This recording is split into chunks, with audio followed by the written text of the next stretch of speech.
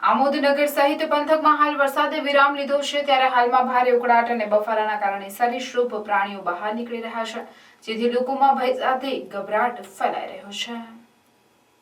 Nature saving ફાઉન્ડેશનના કાર્યકર દ્વારા અલગ અલગ જગ્યાએથી 2 સાપનું રેસ્ક્યુ કરવામાં આવ્યું હતું। આમોદ રેવા સુગર પાસે આવેલ પોલ્ટ્રી ફાર્મમાં કોબરા સાપ જોવા મળ્યો હતો, જે સાપ દ્વારા 2 થી વધુ મરઘાના બચ્ચાનો શિકાર પણ કરવામાં આવ્યો હતો, જેથી પોલ્ટ્રી ફાર્મના માલિક ખલીલ પટેલ દ્વારા સાપ રેસ્ક્યુ કરનાર આમોદના અંકિત પરમારને જાણ કરવામાં આવી હતી, જે અંકિત પરમારે તુરંત સ્થળ ઉપર પહોંચી કુશળતાથી અત્યંત ઝેરી પ્રજાતિના કોબરા સાપનું રેસ્ક્યુ કર્યું હતું, જેથી પોલ્ટ્રી ફાર્મના માલિકે રાહતનો શ્વાસ લીધો હતો।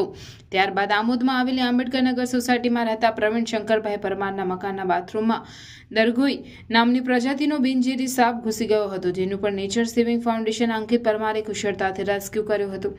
આંબેડકર નગર સોસાયટીમાં બંને સાપોને જોવા માટે આસપાસના રહીશો ઉમટી પડ્યા હતા। ત્યારબાદ બંને સાપોને નૈસર્ગિક વાતાવરણમાં મુક્ત કરવામાં આવ્યા હતા।